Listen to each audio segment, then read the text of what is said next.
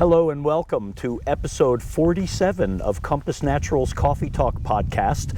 My name is Stephen Hoffman and very pleased to be here at the farm of Mark and Terry Retzloff. Mark Retzloff is a longtime veteran, pioneer, trailblazer of the organic products industry.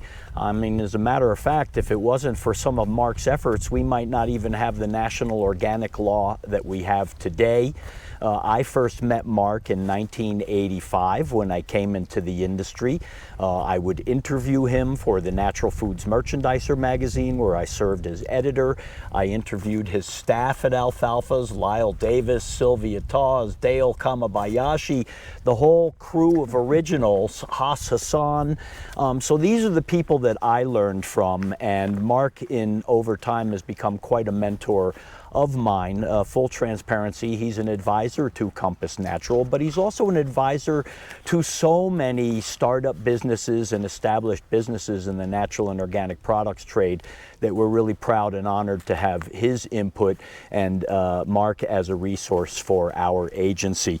Mark really started even in college, University of Michigan, where you and was it Tim Redmond, you know, were instrumental in the founding of one of the first organic food companies in the United States, Eden Foods.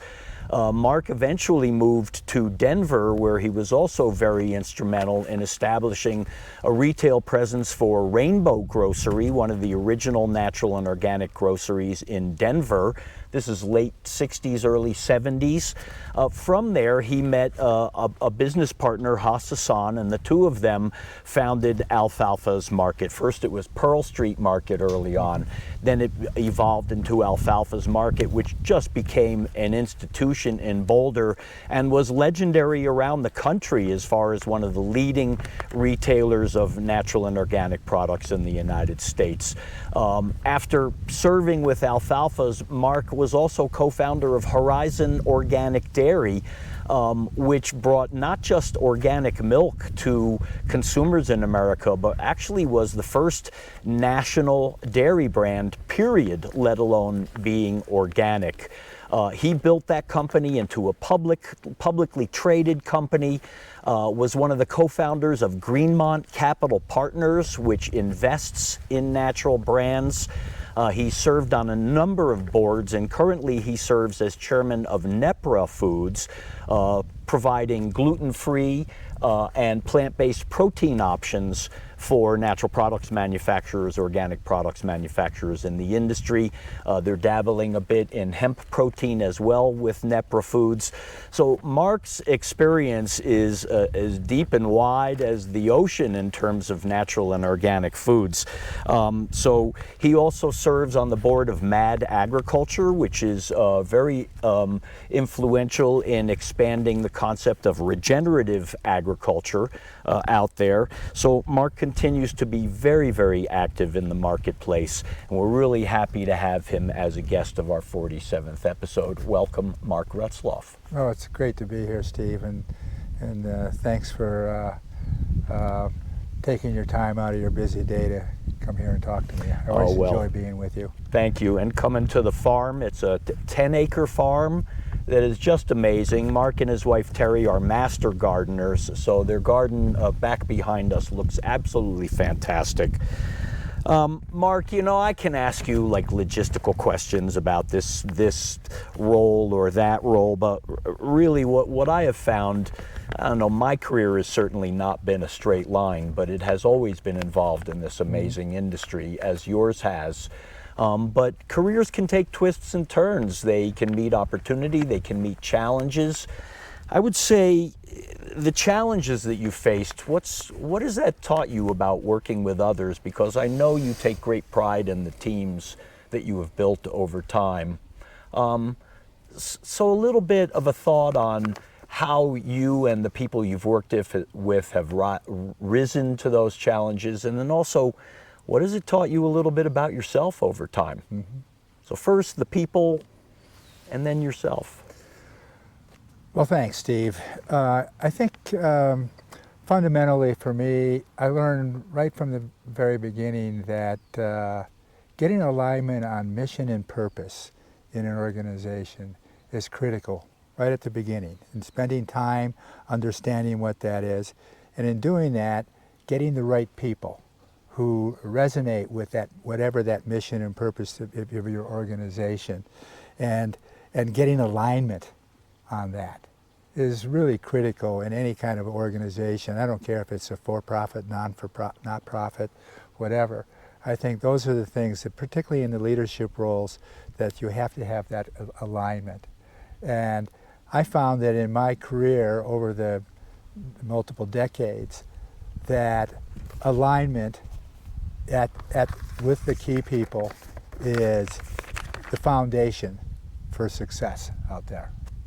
So that's usually right at the very beginning.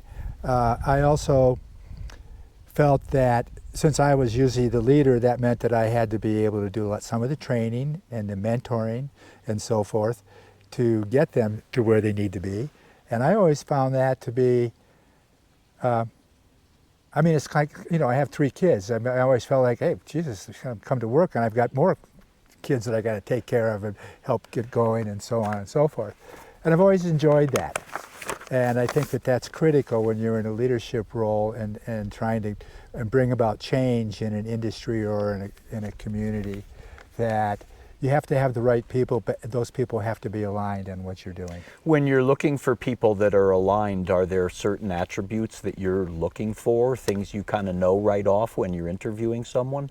I think some key things for me is listening to understand. So being able to turn your mouth off and turn your ears on is really important, particularly when you're in a leadership role. And also doing the right things for the right reason, so that you're not out there trying to convince people that they have to do it this way or that way. That you work with them so that they understand what we have to do. And for me personally, with individuals, I always try to put myself in their shoes. Okay. And so that I understand. So that means I need to get to know them a little bit. I need to know about what's going on in their lives, in their families, and so on and so forth. Because I get them 40 hours a week, but they have other things that's going on in their lives. And so, for me to really help them get the most out of what they're doing with what I'm wanting them to do, I need to know how to get that out of them and make them feel comfortable about that. So it really is building relationships. It's really important in business. Mm-hmm. Getting to know the people you work with. Getting to know the people, and most importantly, getting to know the people you're selling things to in our part of the business, in foods and dealing with consumers. You got to really understand the consumers. So I'm also hearing in there you're looking for people that are self-driven, that can take initiative in intelligent ways. You may also be looking for, emotional quotient, not just IQ, but EQ in the people that you work with. Yeah, they got to buy into the mission and the purpose of the organization. They have to know what the values and the beliefs of the leadership is or the organization. So if they don't resonate with those things, they're not going to be happy. They're probably not going to be successful, and they're not going to be aligned. Okay, so spending time to do that. I don't know how many businesses that I have, the very first session we would go off site and we would sit down and spend a day or two on those kind of topics, so that we, felt that, wow, yeah, we feel the same way, we're looking at things in the same way, and so on and so forth. That's so important in organizations. I don't really look so much at their resume. I look at who they are as individuals and people out there. Well, based on the fact that many of the folks that you trained and worked with over the years are now leaders in their own right in the industry, sounds like you chose right along the way. I think it's how you nurture them. It's how you, hey, I'm only going to be as successful in what I want to do as my people are successful in bringing that out, and that they're successful in developing who they are as an individual and in the workplace. That's all great stuff. Thank you. Now let's turn to you a little bit. It certainly hasn't been just a straight line up in your success curve. There have been some dips here and there, but I think generally the trend has been in this regard. So, you know, from some of the mistakes you may have made along the way, some of the challenges you faced, what has that taught you about yourself? Well, I think I'm really fortunate that I started my career in retail, because and in small natural food stores and stuff, so that I really had a connection with the consumers, Mrs. Jones, Mrs. Smith, so on and so forth, who were coming in there 2, 3 times, sometimes 4 times a week, okay, and talking to them and getting to know them, saying hello to them, telling them, you know, making sure that I understand who their kids are, because many of them are bringing their children in with them. Mm-hmm. I mean, it was all part of building a relationship with people. So, because I was trying to learn at the same time, what's the type of products that the consumer was looking for, you know, what things, you know, the questions that they would have to me about a product and so forth were important, so that not just me, but my entire team could be able to answer those questions and be knowledgeable mm-hmm. about it. So I always felt that building, retail I loved, because as soon as you opened the door, everybody had to be at attention. At least that's the way I looked at it. Mm-hmm. Okay, you had to say hello to everybody coming in, asking if there's anything you can do to help them, you know, be there to answer their questions. A lot of times they're busy and you just have to say, hi, Mrs. Smith, I'm right over here. If you need anything, you know, just come over and ask me. Okay, but that is, number one, you're acknowledging them. Number two, you're helping them in what they want to do. And number three, they know that they can come to you at any time. And I would say 4, you're on the floor as a grocer. Imagine that, a grocer actually being on the floor. And I know every time I would go in there you were with your apron on, serving customers. What a great way to learn the consumer market and what the customer wants and what you're doing right and what might be off. Yeah. I have to say, Steve, that retail was always my favorite position in any kind of businesses. I've done a lot of other ones, but retail was where the rubber meets the road, and you're right there with the people buying the product. You know? Well, so you were a retailer when there was very little organic dairy. So as you were transitioning from alfalfas, what actually sparked the idea for you to now launch an organic dairy brand that, I mean, resonates today? It's a very powerful brand, the Horizon brand. Well, when this was back in the late 80s, and I had 3 children at that time, and I was, you know, I'd go off to work, and some of them I'd drop off at school, but they would go off to work, and I'd walk in, and you know, most of the shoppers were women at Alfalfa's, particularly in the morning, and I'd always spend at least the first half hour when I would go into the store on the floor, checking everything out, talking to, you know, customers. If I knew them, I'd say, hi, Mrs. Jones, how you doing, or so on and so forth.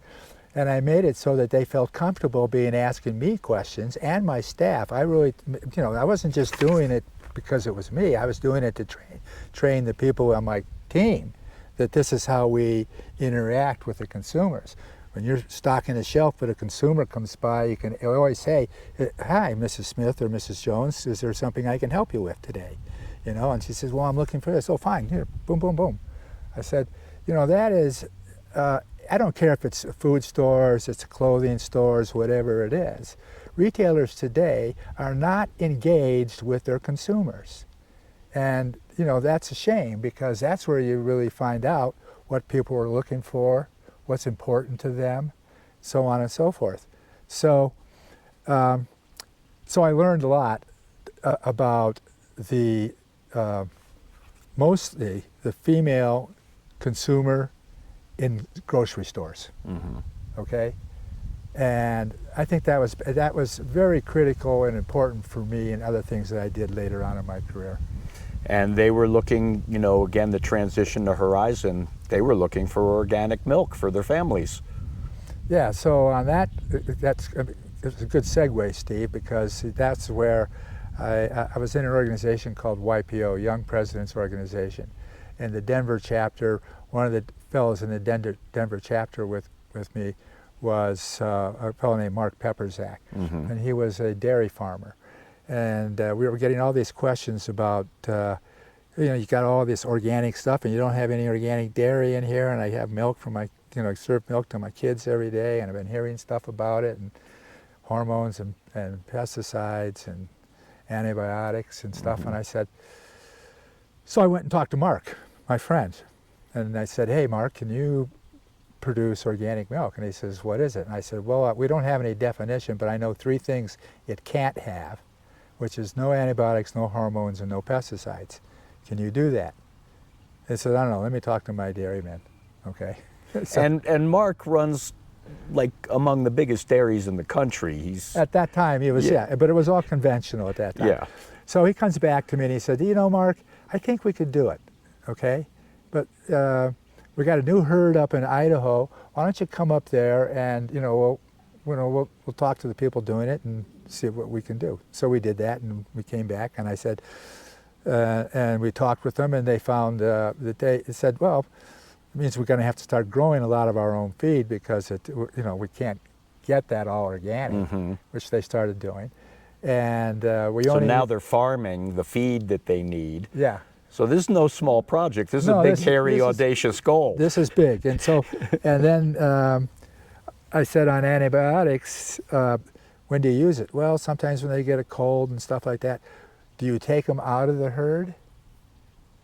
He said, no, you know, it just, you know. I said, well, can you take them out of the herd? He said, yeah, we can do that. You know, I mean, there's a certain amount of time when, that it takes for that antibiotic to get to the system, but we could take them out at that time. And so we're not using any hormones. They weren't using hormones at that time, which was positive.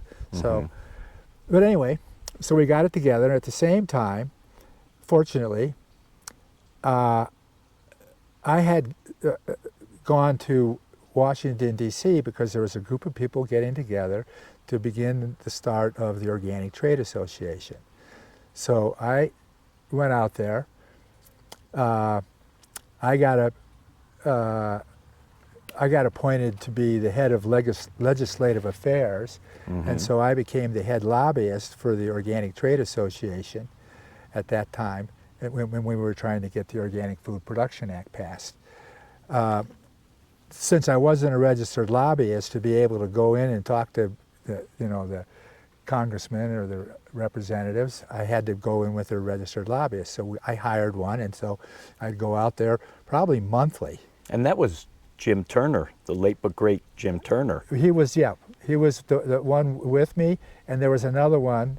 There was 2, Jim and another gentleman, who I would come in and we would go over and we would go and talk to the Senate Ag Committee, the House Ag Committee. We'd go in to talk to the chairs of those committees. We'd be talking to, I remember Senator Leahy from Vermont. I spent a lot of time with him because he was chair of the House Ag Committee. There's a lot of stories on that. I won't get into it, but I established a relationship with the people, and it really, and I did some things that you have to do, okay? You know, I took them to lunch and paid for their lunches and stuff like that. Occasionally would give them an envelope with some checks in it, okay?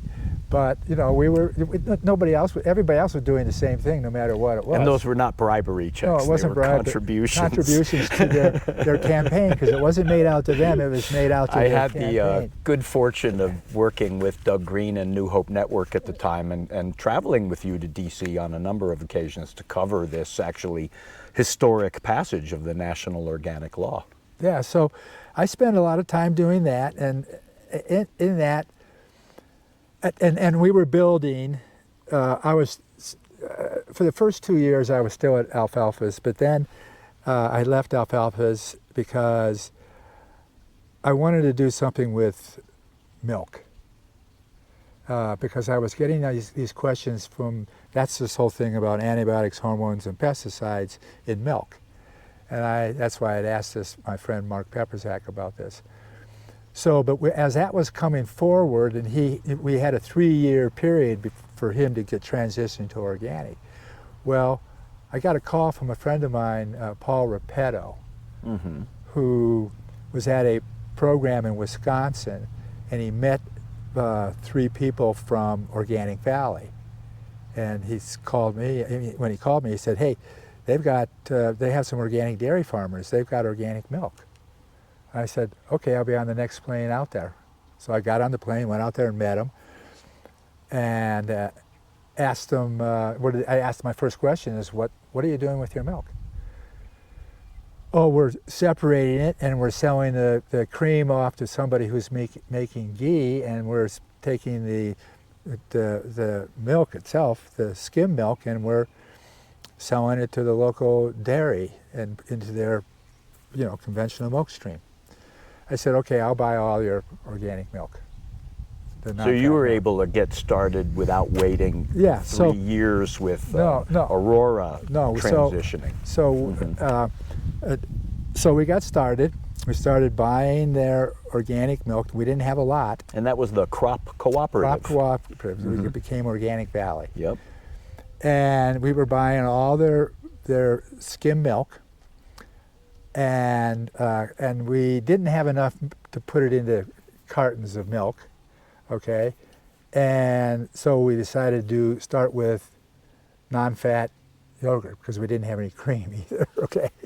So Horizon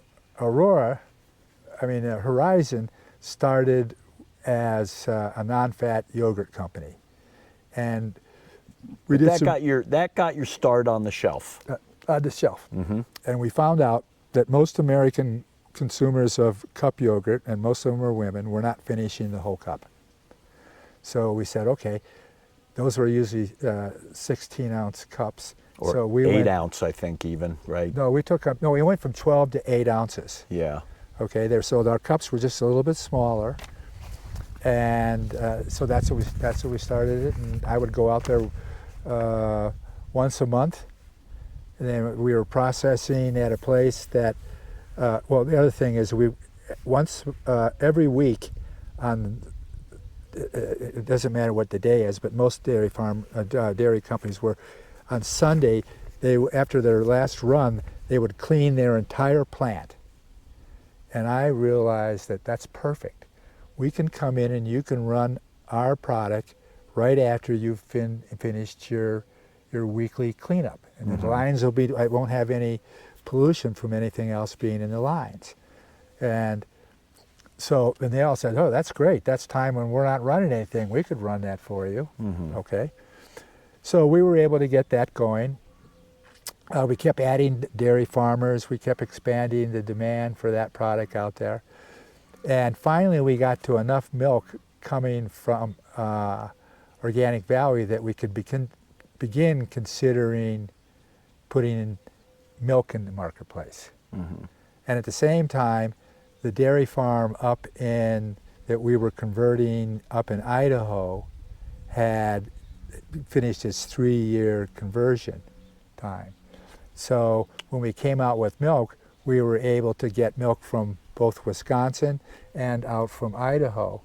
Okay, so we were still kind of regional, but we were kind of center of the country regional at that time. And now you're kind of fully online. And we're fully online. We're being able to make milk. We're making yogurt in 12-ounce and 30-ounce cups. The larger one. Right. And we were selling it throughout the country. And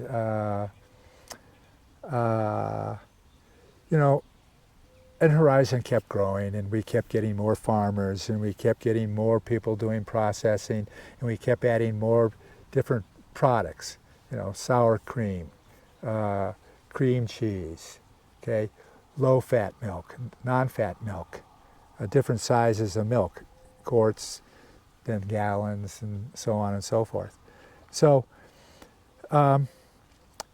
And that was, and it was wildly successful with the consumers. We were just getting consumer feedback regularly, thanking us for getting the milk out in the marketplace. And we had dairy companies, dairy processors, who everybody had some excess time, okay? And everybody liked the fact that we could come in right after they cleaned their thing and put it in, and then they could just follow our product. They didn't have to do any cleaning. Get some capacity, some business, some bottling business. So, they other, processors, I'd tell this processor to call this one in Florida and tell them what they're doing, and he would do that, and boom, because we weren't competing. Those processors weren't competing. So it was, it was a fast and furious rise. I mean, we were busy all the time. I was working 6 days a week. And we were growing rapidly. Yeah, I mean, there was a time when, the organic dairy brands really kind of ruled the organic roost. Horizon, Stonyfield, Organic Valley, just because you were meeting a demand hole that, was huge. Well, we established the marketplace for it. We were able to get the investments we need because we were successful. And so, and I met a lot of really good people doing that.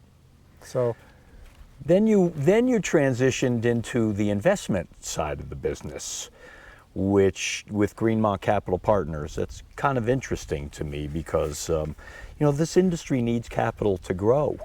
And what do you think the investment environment is like today for natural, organic, and even these emerging regenerative brands today? Well, the market's out there. You just have to figure out how to enter the market and how to do it right. And because there's demand out there, the consumers are looking for, the female consumer would just as soon be able to, for the most part, at least the consumers that we were going to, would like to be able to buy organic, for all the products that they're buying. Okay, because their understanding was that they didn't want to have pesticides in their products. They didn't want to, have hormones or antibiotics, okay? And so we were riding on the top of a great wave at that time of change that was going on out there. We went public with Horizon, and then I left the company at that time. I had a 3-year non-compete, and that's when I got into the financing world, because I had 3 years that I couldn't be in the dairy business. But it wasn't mean that I wasn't thinking about it, because I went back to my original partner, Mark Pepperzak, and we were talking. He says, "Well, what are we going to do next?" And it says, "We got 3 years." I said, "Well, Mark, I want to make organic milk affordable and accessible to mainstream America." And he said, "Oh yeah, that sounds like something that you'd say." Okay. And I said, "No," but he says, "Well, what does that mean?" I says, "I want to get into private label milk." Okay. Because most milk in the country is sold as a supermarket brand. Okay. Kroger had their own brand, Costco had their own brand, Safeway had their own brand. Okay. And that's where most of the milk was sold. So if we could come up with a company that could put together the private label for people, I think we could do very well. So we started putting that together, but we didn't start it until our non-compete ended. I see. But now, like, Aurora is the top private label organic milk supplier in the world. It is. It's it's a close to $1 billion a year company. It makes all the organic milk for the largest retailers in North America. So if you buy Simply Organic, Safeway organic milk, their store label, we make it. That's a high quality premium organic milk product. Yep. We make it for Costco. We make it for Walmart. We make it for Kroger. Okay?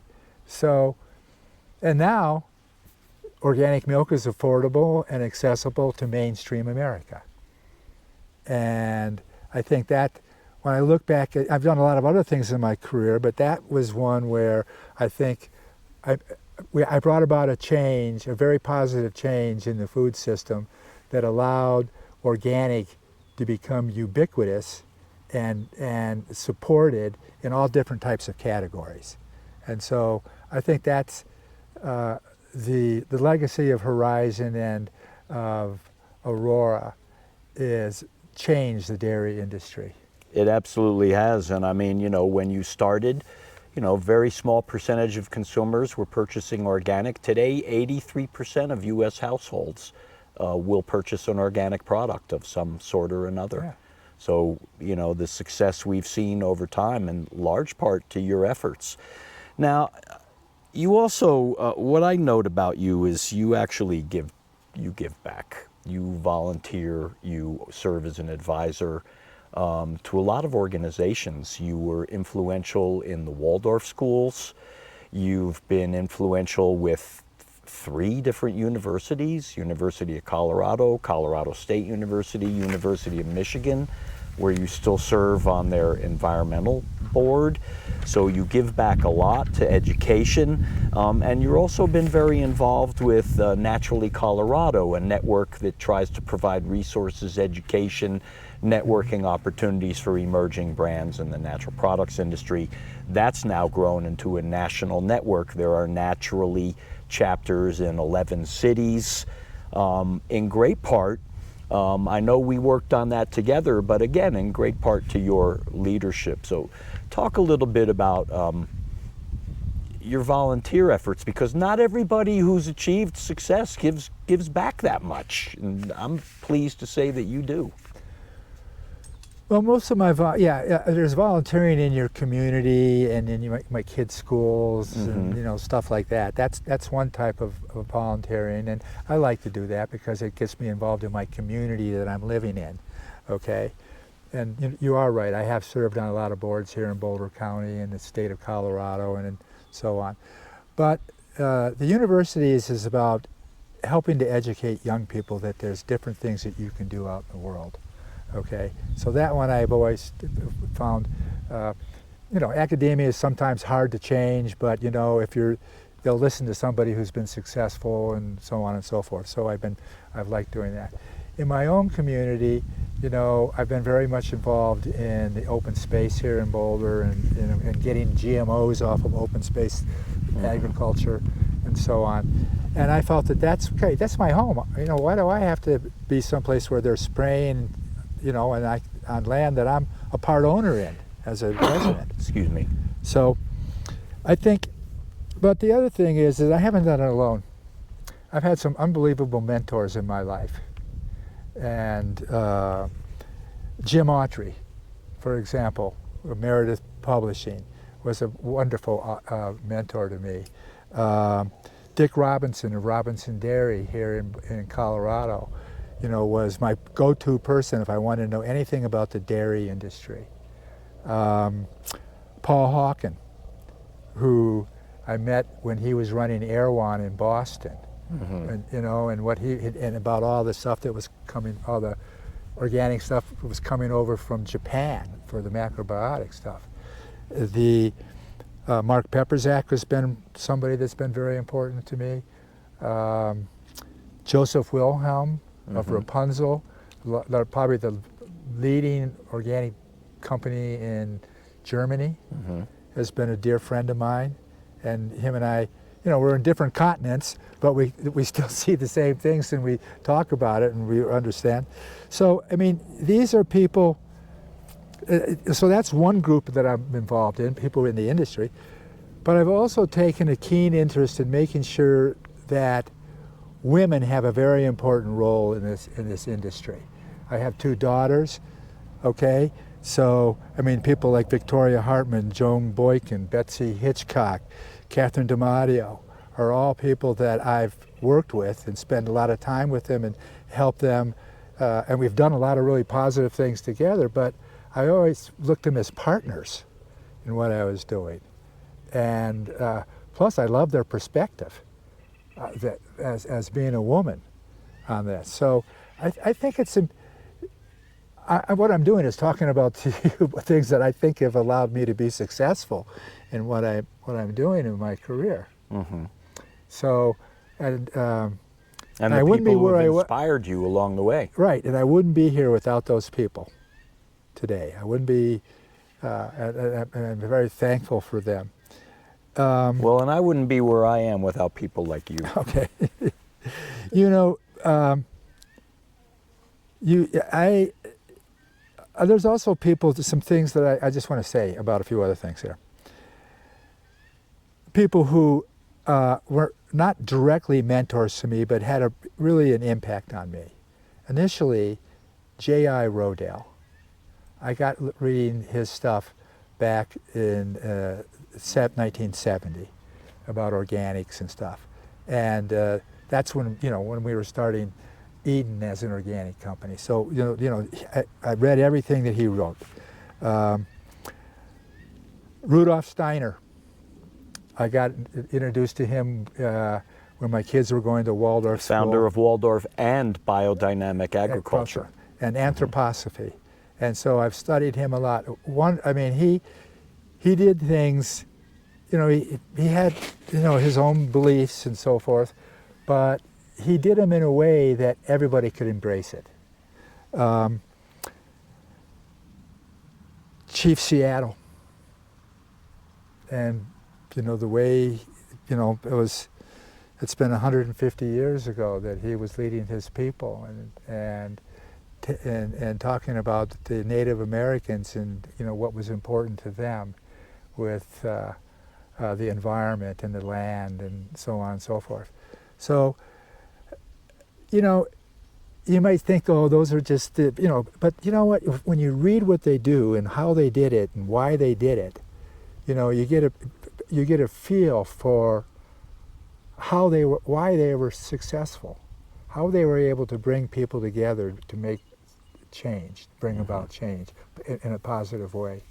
So those are just some of the people that I, kind of always look back at for, who I am and, how I got to where I am today. I know a few of those folks and have read some of the others, so all great inspirations. The market's changed a lot since you first started. Mm-hmm. So looking forward, what excites you today and what advice do you have for the entrepreneur that's just starting out today? Because it's a challenging market out there. I think we finally got to the point, and I've always felt that we were there, we could get there quicker than we have, where organic becomes ubiquitous out in the marketplace and in every category, okay? And people understand the value of that, okay?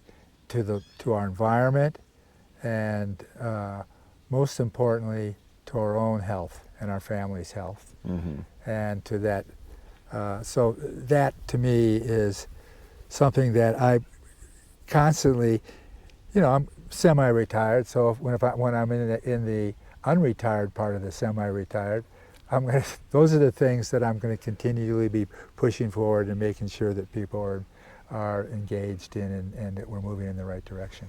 And I think, I'm also a huge proponent of organic, so if you're thinking about a product, we always encourage entrepreneurs to consider organic because mm-hmm. you can get a better margin for that, and you're also providing a better product out there, and it's a point of distinction among so many competitors in a particular category.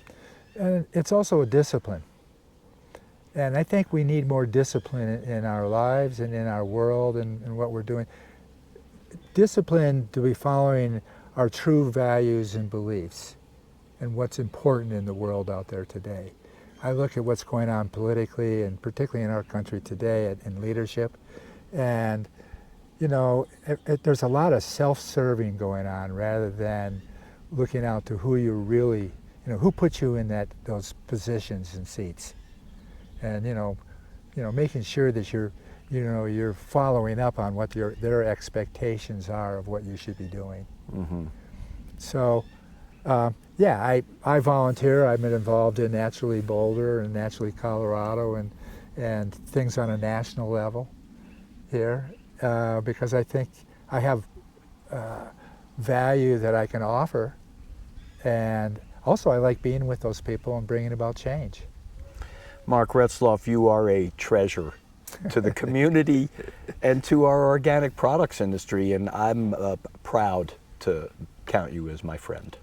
Well, I feel the same about you, and you know the work that you are doing out in communicating these type of things out to the rest of the world is really important.